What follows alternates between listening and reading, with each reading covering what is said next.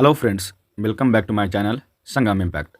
Friends, इस चैनल के माध्यम से एडिटोरिया, क्रॉन, RBD, Kiran, Rukmini, KBC nano एवं ज्ञान बिंदु के प्रैक्टिस सेट को कवर करने वाले हैं। इसीलिए अगर मेरे चैनल को अभी तक आपने सब्सक्राइब नहीं किया है तो पहले सब्सक्राइब कर लें और साथ में बेल आइकन को भी प्रेस कर लें ताकि आने वाले हर नए वीडियो का नोटिफिकेशन आप तक जा सके, जिससे बिहार एसएससी इंटर लेवल की परीक्षा की प्रिपरेशन करने में आपको मदद मिल सके। फ्रेंड्स, इस सेशन में बिहार एसएससी इंटर स्तरीय एडिटोरिया के प्रैक्टिस सेट नंबर 10 को कवर करने वाले हैं, जिसका पहला प्रश्न है, पहली बार परिसीमन आयोग का गठन कब किया गया था? तो 1952 में। अगला प्रश्न है, एक निर्वाचित संविधान द्वारा भारत के संविधान का निर्माण करने का प्रस्ताव सर्वप्रथम किया गया था? तो वो क्रिप्स मिशन द्वारा। अगला प्रश्न, निम्नलिखित में से कौन सा राज्य 73वें संविधान संशोधन का पालन करने वाला पहला राज्य है? तो वह है मध्य प्रदेश। अगला प्रश्न, किसी राज्य में नगरपालिका का सीमा क्षेत्र अधिसूचित करने के लिए निम्नलिखित में से कौन सक्षम है? तो वह है संबंधित राज्य का राज्यपाल। अगला प्रश्न है, किसने कहा था कि राष्ट्रपति का राजकीय आपात संविधान के साथ धोखा है? तो वो के.एम. नाम्बियार ने। अगला प्रश्न है, एक ही व्यक्ति को 2 या 2 से अधिक राज्यों का राज्यपाल बनाने संबंधी प्रावधान किस संविधान संशोधन के द्वारा किया गया है? तो वो 7वां संविधान संशोधन द्वारा। अगला प्रश्न है, किस केंद्रीय सतर्कता आयोग का गठन किस समिति की अनुशंसा पर किया गया? तो संथानम समिति की अनुशंसा पर। अगला प्रश्न है, भारतीय संविधान के निम्न में से किस अनुच्छेद में अंतर्राज्यीय परिषद के गठन का प्रावधान है? तो अनुच्छेद 263 में। अगला प्रश्न है, शिल्प वेद निम्न में से किस वेद का उपवेद है? तो वो है अथर्ववेद का उपवेद। अगला प्रश्न, निम्नलिखित में से कौन सा युग्म सही सम्मिलित नहीं है? तो देखिए, चौहान वंश का संस्थापक वासुदेव, ये सही है। परमार वंश का संस्थापक उपेंद्र, ये सही है।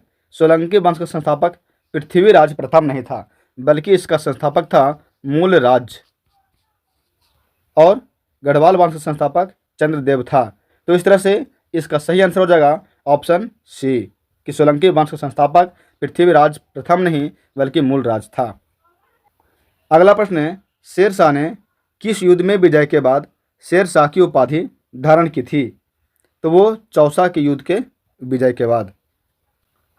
अगला प्रश्न है, उत्तराधिकार के युद्ध में औरंगजेब ने दारा शिकोह को किस युद्ध में अंतिम रूप से पराजित कर दिल्ली में अपना राज्याभिषेक करवाया था? तो वो देवराय का युद्ध में।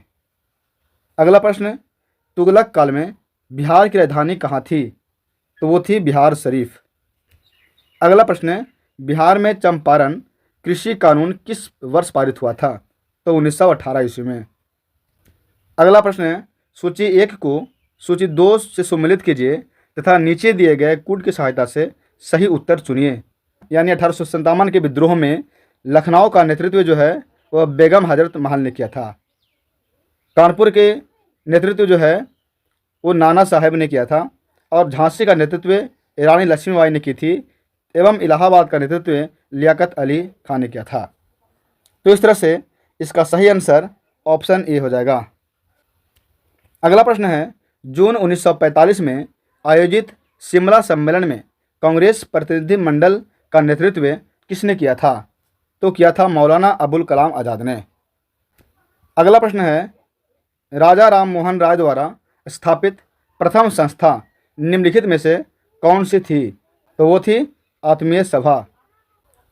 अगला प्रश्न, किस गवर्नर जनरल ने 1839 में कलकत्ता से शेरशाह सूरी मार्ग का नाम बदलकर ग्रैंड ट्रंक रोड यानी जीटी रोड कर दिया एवं इस मार्ग का पुनर्निर्माण करवाया? तो वो लॉर्ड ऑकलैंड ने। अगला प्रश्न, नेहरू रिपोर्ट तैयार करने वाली कमेटी के सदस्यों में निम्नलिखित में से कौन शामिल नहीं था? तो वो एनी बेसेंट। अगला प्रश्न, साइमन कमीशन द्वारा किस वर्ष अपनी रिपोर्ट प्रस्तुत की गई थी? तो 1930 ईस्वी में। अगला प्रश्न, सलीम अली राष्ट्रीय उद्यान स्थित है? तो जम्मू एवं कश्मीर में। अगला प्रश्न है, प्रधान याम्योत्तर नहीं गुजरती है? तो वो नाइजर से। अगला प्रश्न, पृथ्वी पर मूलतः एक ही विशाल भूखंड था जिसे पैंजिया कहते थे। अगला प्रश्न, निम्नलिखित में से किसे पर्वतों का सागर कहा जाता है? तो वो ब्रिटिश कोलंबिया को। अगला प्रश्न है, निम्न में से कौन सा सम्मिलित नहीं है? तो ऑप्शन सी यानी माउंट पेरिकुटिन ज्वालामुखी पर्वत जो है वो फिलीपींस में नहीं है, यह मैक्सिको में है। कहाँ है? तो मैक्सिको में। तो इसीलिए इसका ऑप्शन सी सही हो जाएगा। अगला प्रश्न है, निम्नलिखित देशों में कौन सा स्थल अवरुद्ध देश नहीं है? तो वो है ईरान। अगला प्रश्न है, सूची 1 को सूची 2 के साथ सम्मिलित कीजिए तथा सूचियों के नीचे दिए गए कोड का प्रयोग करके सही उत्तर चुनिए। तो ऑस्ट्रेलिया जो देश है इसकी राजधानी है कैनबरा। ताजिकिस्तान की राजधानी है दुसावे। तंजानिया की राजधानी है डोडोमा एवं वेनेजुएला की राजधानी है काराकस। तो इस तरह से इसका सही आंसर ऑप्शन बी हो जाएगा। अगला प्रश्न है, उत्तरी अमेरिका में नियाग्रा जलप्रपात किन 2 झीलों के बीच स्थित है? तो वो है ओंटारियो झील और ईरी झील के बीच। अगला प्रश्न है, निम्नलिखित में से कौन सा अपने प्रभाव में सर्वाधिक मुद्रास्फीति के कारण हो सकता है? तो वह है बजट घाटे के वित्तीय के लिए नई मुद्रा का सृजन करना। तो इसका सही आंसर ऑप्शन डी हो जाएगा। अगला प्रश्न है, जब भारतीय रिजर्व बैंक नकदी रिजर्व अनुपात में वृद्धि की घोषणा करता है तो इसका तात्पर्य क्या है? तो इसका तात्पर्य है कि वाणिज्य बैंकों के पास उधार देने के लिए कम मुद्रा होगी। इसका सही आंसर ऑप्शन ए हो जाएगा। अगला प्रश्न है, मौद्रिक नीति है? तो मौद्रिक नीति राजकोषीय नीति का पूरक है। अगला प्रश्न है, निम्नलिखित में से कौन सी स्कीम ग्रामीण विकास के लिए नहीं है? तो इसमें यानी पहला ऑप्शन जो है ट्राइसेम जो है यह ग्रामीण युवाओं को स्वरोजगार हेतु प्रशिक्षण कार्यक्रम है। तो ये जो है एक ग्रामीण के लिए स्कीम है। दूसरा CRY जो है यानी चाइल्ड राइट एंड यू, यह जो है यह बाल अधिकार से संबंधित है। तो यह ग्रामीण विकास से संबंधित नहीं है। तो इस तरह से इसका सही आंसर ऑप्शन बी हो जाएगा कि CRY जो है यह बाल अधिकार से संबंधित है, ग्रामीण विकास से नहीं। चलिए आगे देख लेते हैं कि अगला ऑप्शन जो है वो JRY है, अर्थात जवाहर रोजगार योजना। यह जो भी है यह ग्रामीण विकास से संबंधित है। और अगला IRDP जो है यह समन्वित ग्रामीण विकास कार्यक्रम है। तो यह भी ग्रामीण विकास से संबंधित है। अगला प्रश्न है, भारत सरकार का कौन सा मंत्रालय भारत की विदेश व्यापार नीति से संबंधित है? तो मंत्रालय है वाणिज्य एवं उद्योग मंत्रालय। अगला प्रश्न है, वर्ल्ड इकोनॉमिक आउटलुक इंडेक्स कौन प्रकाशित करता है? तो वो IMF। अगला प्रश्न है, भारत जेंडर बजटिंग कब शुरू किया गया था? तो शुरू किया गया था 2005 से 6 में, यह केंद्रीय बजट के द्वारा। अगला प्रश्न है, किस राज्य सरकार द्वारा गीता कार्मिक बीमा योजना की शुरुआत की गई है? तो तेलंगाना द्वारा। अगला प्रश्न है, विश्व आर्थिक स्वतंत्रता सूचकांक 2023 में भारत का स्थान कौन सा है? तो वह है 131वां स्थान। अगला प्रश्न है, राष्ट्रीय पिछड़ा वर्ग आयोग के अध्यक्ष कौन हैं? तो वह हैं हंसराज गंगाराम अहीर। अगला प्रश्न है, राष्ट्रीय डॉल्फिन दिवस कब मनाया जाता है? तो मनाया जाता है 5 अक्टूबर को। अगला प्रश्न, हाल ही में किस चक्रवात या तूफान ने म्यांमार बांग्लादेश के तट पर कहर बरसाया? तो वो है मोचा तूफान ने। अगला प्रश्न है, वन स्थिति रिपोर्ट 2021 के अनुसार वृक्षावरण का प्रतिशत कितना है? तो वह है 2.91%। अगला प्रश्न है, हाल ही में पद्म विभूषण सम्मान से सम्मानित SM कृष्णा का संबंध किस क्षेत्र से है? तो उसका संबंध लोक कार्य से है। अगला प्रश्न है, दीप ग्रेस इक्का का संबंध किस खेल से है? तो उसका संबंध जो है वह हॉकी से है। अगला प्रश्न, द एलिफेंट विस्पर्स डॉक्यूमेंट्री के निर्देशक निम्न में से कौन है? तो वो है कार्तिकी गोंजाल्विस। अगला प्रश्न है कि एससीओ शिखर सम्मेलन 2023 का आयोजन कहाँ किया गया है? तो किया गया है भारत में। अगला प्रश्न, किस बैंक द्वारा प्रोजेक्ट कुबेर लॉन्च किया गया है? तो एसबीआई द्वारा। अगला प्रश्न है, भारत का ऑटो बाजार निर्माण के क्षेत्र में विश्व का कौन सा स्थान है? तो तीसरा। अगला प्रश्न है, ईरान पाकिस्तान गैस पाइपलाइन को निम्न में से किस नाम से जाना जाता है? तो शांति पाइपलाइन। अगला प्रश्न है, पेगासस स्पाईवेयर को किस देश द्वारा विकसित किया गया है? तो वो विकसित किया गया है इजराइल द्वारा। अगला प्रश्न है, निम्न में कौन सत्य फल का उदाहरण नहीं है? तो सेब। अगला प्रश्न है, जैसे जैसे हम आवाज़ में आगे बढ़ते हैं तत्वों की संयोजकता प्रारंभ में बढ़ता है और फिर घटने लगता है।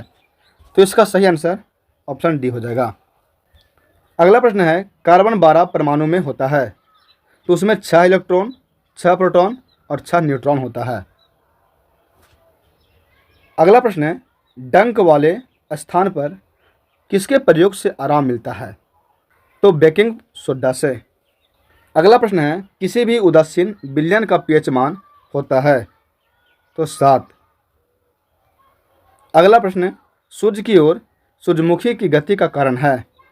तो फोटोट्रोपिज्म, जिसे प्रकाश अनुवर्तन कहते हैं। अगला प्रश्न, वृद्धि हार्मोन किसके द्वारा स्रावित होता है? तो पीयूष ग्रंथि के द्वारा। अगला प्रश्न, निम्न में से पौधे का वृद्धि रोधी हार्मोन है? तो एब्सिसिक अम्ल। अगला प्रश्न, हाइपरमेट्रोपिया के मामले में सुधार के लिए किस लेंस का उपयोग किया जाता है? तो उत्तल लेंस। अगला प्रश्न, वास्तविक और उल्टे प्रतिबिंब के लिए दर्पण का आवर्धन होता है? तो ऋणात्मक। अगला प्रश्न, धात्विक चालक में विद्युत धारा का प्रवाह होता है? तो केवल इलेक्ट्रॉनों के कारण। अगला प्रश्न, टाँका यानी शोल्डर किन अवयवों का मिश्रण है? तो वो है टीन एवं लेड का। अगला प्रश्न, निम्न में से कौन सा अग्र मस्तिष्क का हिस्सा नहीं है? तो वो मेड्यूला है, जो अग्र मस्तिष्क का हिस्सा नहीं है। अगला प्रश्न, निम्नलिखित में कौन सबसे बड़ी अंतःस्रावी ग्रंथि है? तो वह है थायरॉइड ग्रंथि। अगला प्रश्न है, शहद का प्रमुख घटक है? तो वह है फ्रुक्टोज। अगला प्रश्न है, मांसपेशियों के निर्माण और वृद्धि तथा एंटीबॉडी बनाने के लिए इनमें से कौन अधिक आवश्यक है? तो वो है प्रोटीन। अगला प्रश्न है, मलेरिया रोग से शरीर का कौन सा अंग प्रभावित होता है? तो प्लीहा। अगला प्रश्न है, सूची 1 को सूची 2 से मिलान करें एवं कूट का प्रयोग कर सही उत्तर का चयन करें। तो तारा मछली जो है यह संघ इकाइनोडर्मेटा का है। पायला जो है वो संघ मोलस्का का जीव है। नेरिस जो है वो संघ एनेलिडा का जीव है। और प्लेनेरिया जो है वो संघ प्लेटीहेलमिन्थिस का जीव है। तो इस तरह से इसका सही आंसर ऑप्शन ए हो जाएगा। अगला प्रश्न है, मानव शरीर में रक्त का आयतन शरीर के भार का लगभग कितने प्रतिशत होता है? तो वो 7%। अगला प्रश्न, पत्ती का मुख्य कार्य है? तो पत्ती का मुख्य कार्य प्रकाश संश्लेषण करना है। अगला प्रश्न है, एक बिंदु पर चुंबकीय क्षेत्र की उपस्थिति का पता लगाया जाता है? तो किसके द्वारा? तो एक कंपास सुई द्वारा। अगला प्रश्न, निम्नलिखित में से किस तंतु के अणुओं में प्रोटीन इकाई होती है? तो रेशम के तंतु के अणुओं में। अगला प्रश्न, मौसम की रिपोर्ट किस थर्मामीटर का उपयोग करके बनाई जाती है? तो अधिकतम न्यूनतम थर्मामीटर का उपयोग करके। अगला प्रश्न, ध्वनि की प्रबलता किसके द्वारा निर्धारित की जाती है? तो कंपन का आयाम द्वारा। अगला प्रश्न है, कोशिका में उपस्थित जेली जैसा पदार्थ कहलाता है? तो वो कहलाता है साइटोप्लाज्म। अगला प्रश्न है, अल्फा किरणों के संबंध में निम्नलिखित में से कौन सा कथन सत्य है? तो अल्फा किरणें जो है फोटोग्राफिक प्लेट को काला कर देती हैं एवं अल्फा किरणें विद्युत क्षेत्र में ऋण आवेशित प्लेट की ओर विक्षेपित हो जाती है।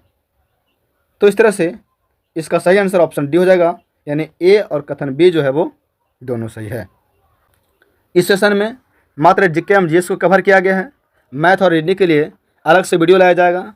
अगर यह सेशन आपको पसंद आया हो तो वीडियो को लाइक करें और चैनल पर पहली बार आए हो तो चैनल को सब्सक्राइब जरूर करें। धन्यवाद।